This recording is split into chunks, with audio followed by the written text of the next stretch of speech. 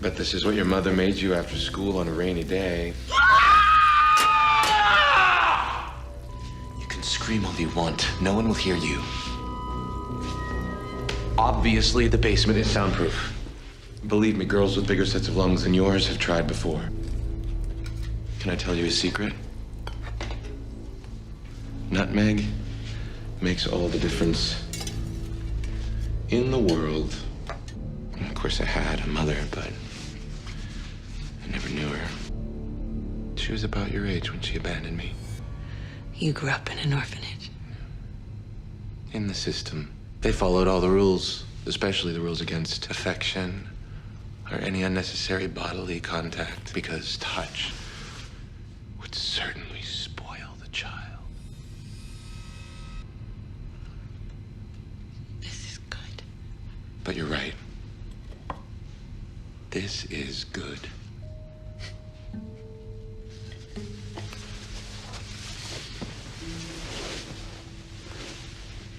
I was right about you. You're the one.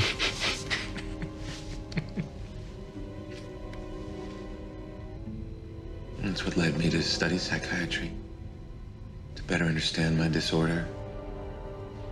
It wasn't until medical school that I had my first breakthrough, though. She was 33 years old, the same age as my mother when she abandoned me. A mother's touch. Skin-to-skin contact. That's what I was craving. It's what I was missing my whole life. Oh, but she smelled of formaldehyde.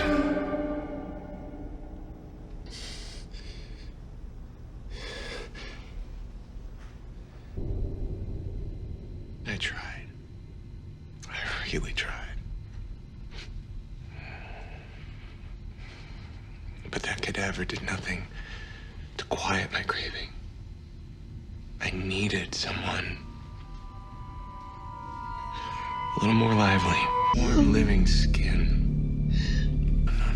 No. It's okay. It's okay because now that you're here, all of that work is behind me. Mommy.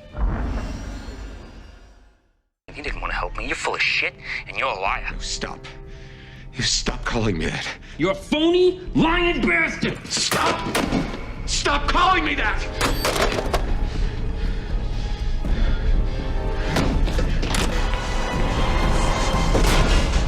He's unbelievable. He has the nerve to call me a liar. Perspiration from a rise in body temperature. Accelerated heart rate. What are you up to? Nothing.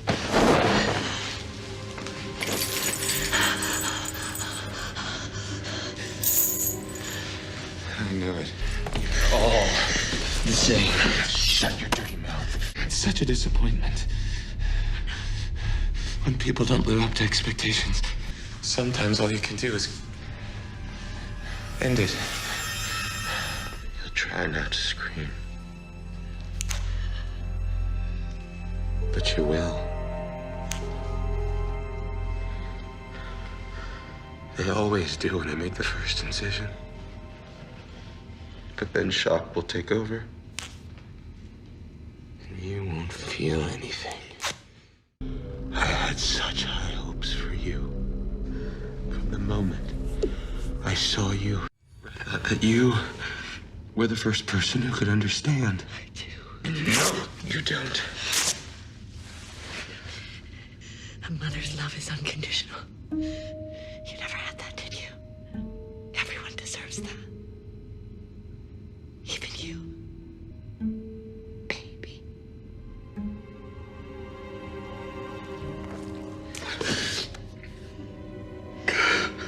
It's me. My baby. Baby needs colostrum.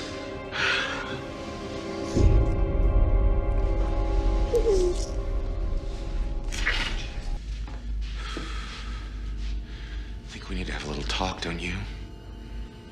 If that's what you want. It is. First of all, I want you to know that I'm not angry. What happened before was wrong. It was very wrong. I don't blame you. It was my fault. Truth is, I probably shouldn't have brought you here in the first place. If there's one thing you should know about me, Lana, it's that I'm tenacious. I don't like to give up. And that kind of stick-to-itiveness has served me and my patients very well. But sometimes it also prevents me from acknowledging when I've reached an impasse, like the one I think we've reached here. Don't look so frightened, okay? I don't want to hurt you. I want this to be as painless for you as possible. So I will give you a choice. I can either cut your throat or I can strangle you. I don't believe in guns. We'll put you out. You won't feel a thing. Oliver Thredson is Bloodyface. I love your work, bloody face. Hope you're not planning on making a toll call. You know what I've been doing since you left me? I've been in mourning. I've been through every inch of my house with a toothbrush, cleaning up. No bone, no skin, no drop of blood escaped my scrutiny, and the furnace has been burning red hot, believe me. With no hard evidence, who do you think they'll believe, the doctor or the patient? But then I thought about how you betrayed me. I opened my heart to you. I told you my story. And you used it to confuse me. You made me give you my intimacy, and that is a wrong that I need to make right. I've lost so much recently. I feel like I've been set adrift in the open sea, but now that you're here, so close to me again, well, I feel like I've been found. Do you believe in fate, Lana? We've been drawn together like magnets, and I must admit I didn't fully understand why until now. But like the phoenix who had to turn to ashes, Bloodyface had to burn so he could be born again. Your skin will be the start of a whole new Bloodyface. I'm pregnant. So, are we still sticking to the whole rapist story? It's interesting you haven't mentioned Dr. Thredson once since you came in here.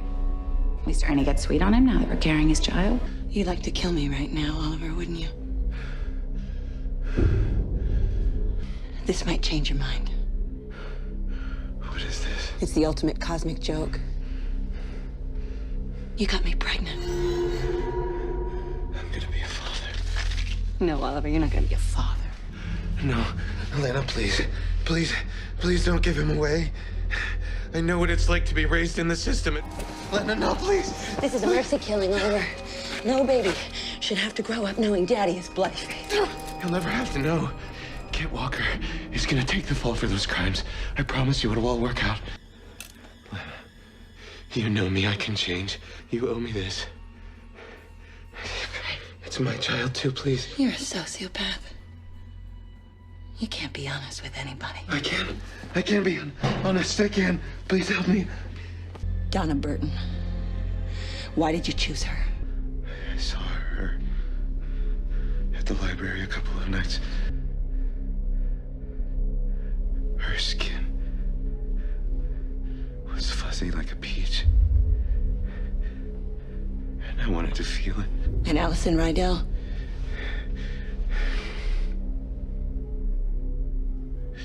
She was a secretary in my dentist's office. I always liked her.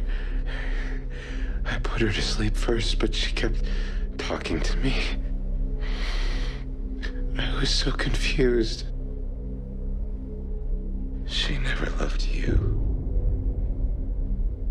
She locked you away. Her skin was fuzzy like a peach, and I wanted to feel it. So you skinned her alive? Bitch. So it was all an act, huh? No. You were never pregnant. No, that part was true. Was. God, you're a monster. You are worse than I am. Kill an innocent child.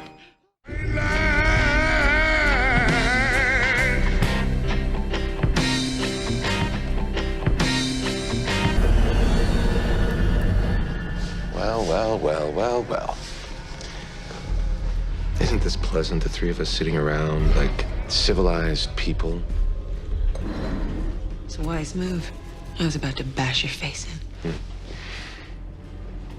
I know you were. I admire your pluck. It's a quality I hope you'll pass on to our child. He's the only thing that's keeping you alive right now. As long as he's growing inside of your womb, you're safe. Then what happens? You murder me? No. We'll have to keep you around to breastfeed that baby for at least the first year. The health benefits are myriad. We can discuss that and other issues tomorrow when we resume your treatment. Sister Mary Eunice has offered me a full-time position here at Barcliff. She's a remarkably forward-thinking administrator for a nun, and surprisingly adept at untying slip knots. And have Kit Walker brought to my office at 3 o'clock today? Yes, Doctor. Oh, and I think for this session we'll want to secure him in a straitjacket. Will do. That's Dr. Arden's office around the corner. Thank you, Carl. I can take it from here. Dr. Arden? It's Oliver Thredson. Are you in? Dr. Arden?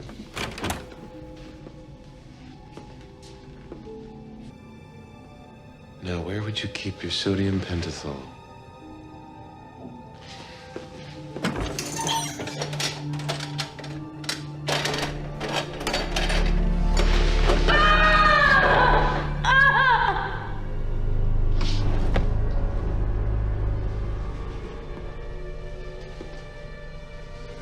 Dr. Arden.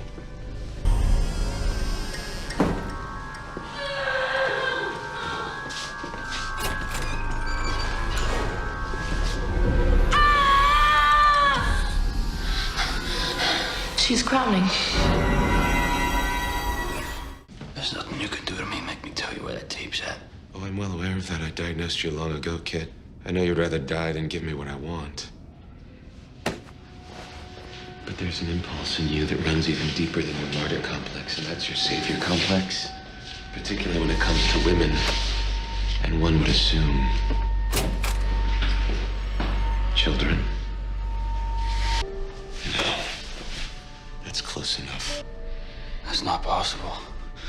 You were... Dead? At least according to Dr. Arden's post-mortem report. Now, given Grace's condition, one would either have to A, judge Arden as guilty of one of the most egregious misdiagnoses in the history of modern medicine, or conclude that he's been up to something quite extraordinary in that laboratory of his. What are you gonna do? That's entirely up to you.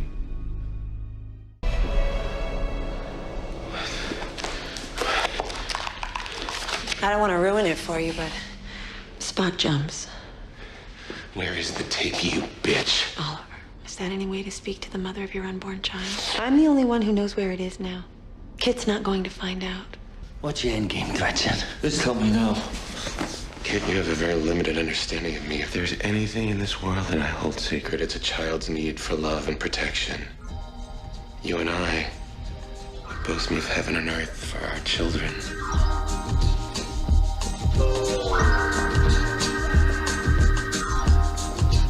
Our day will... How's your milk production, Grace? If you're having any trouble with your letdown reflex, there are some things that we can do to help with that. I know everything you're up to. You don't fool me for 1 second. Carl, Pepper seems a bit agitated. Why don't we take her for a quiet soak in the hydrotherapy room and turn up the temperature 10 degrees, see if that helps with her nerves. Everyone else will have a group therapy session in the cafeteria. We'll all have a chance to share our feelings about the new baby. You too. Enjoy your precious miracle. Our dreams have magic because we're all... Get me that tape, and I will not only see to it that your son is not swallowed by the system, but I will also do everything in my power to secure your freedom so you can be with him again. You and Grace together as a family. I mean it. Lana, she'll never tell me where that tape's at. I made her swear not to. Well, just talk to her. Try to get her to see reason. Yeah, well, what if she won't? I mean, she could be pretty stubborn when she wants. She's a spirited girl.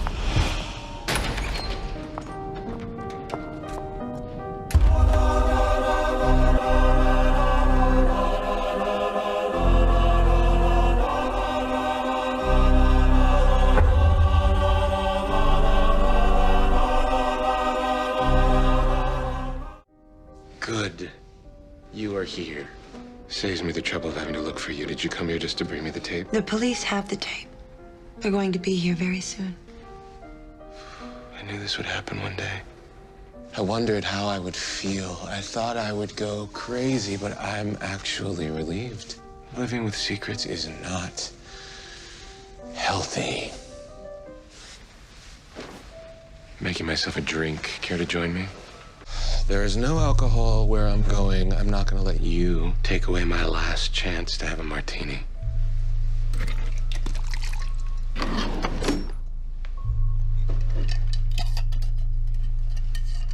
You sure you won't change your mind?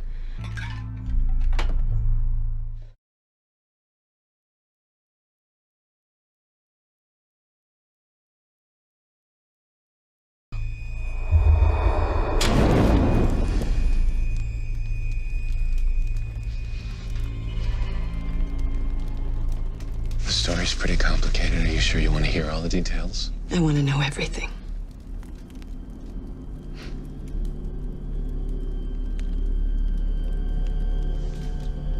She was the first body I had that remained intact. I put her on ice just for you. I was gonna dispose of the body, but once I realized how well things were going with us, I thought she could come in handy for practice, you know? I thought about plucking out her eyes, but then I thought that's not real. I need to make this work. And so I turned her around.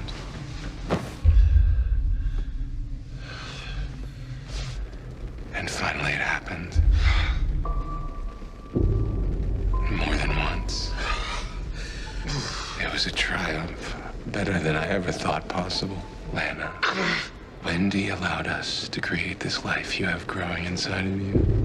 It's a little miracle if you think about it. Where's her body, goddammit? Well, after you left me, I had to dispose of all the evidence, so what I couldn't burn, I cut up. There are pieces of her scattered from Plymouth to Springfield. But you know what, Lana? We'll always have Paris.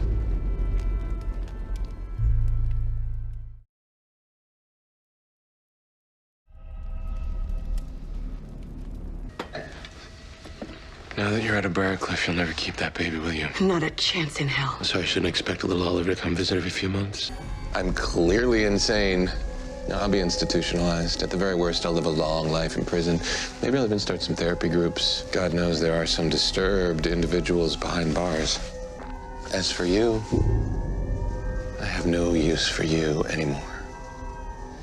Best you should just be known as my last victim.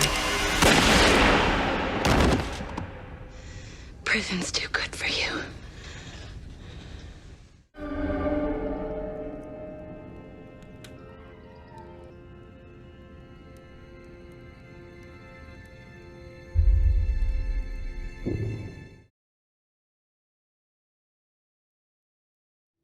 That's when he turned to me and said, "Say hi to our new toy." That's bullshit. That never happened. You told me that that's what you were going to do. Tortured me with the idea that somehow I would be responsible for another victim. I suggested it. I never did it. Because I escaped before you could. It's still a lie, Lana. You put it in your book just so you could sell more copies. You sold out. Face it, Lana. You're only interested in one thing. Fame. Oliver Thredson was, to all appearances, a kindly figure. Fatherly in his manner. This face he showed the world, this face of sanity and benevolence, that was his real mask. Underneath lurked the real Oliver Thredson, an unspeakable monster. I loved you even when you were still in your mother's womb. I would have given anything to be a real father to you, but she kept us apart. I had so much love to give you, son. She stole it from you. From both of us. I'd like to go back and start with the early years. The awful Bloody Face saga. I said I wouldn't talk about that. People want to hear about it. It's what made you famous. My point exactly. He's become a goddamn household name. Like some kind of Heath Ledger Hollywood movie star villain. He was an evil monster. who used murder and torture to keep himself from feeling like a eunuch. End of story. I refuse to give him one more second of airtime.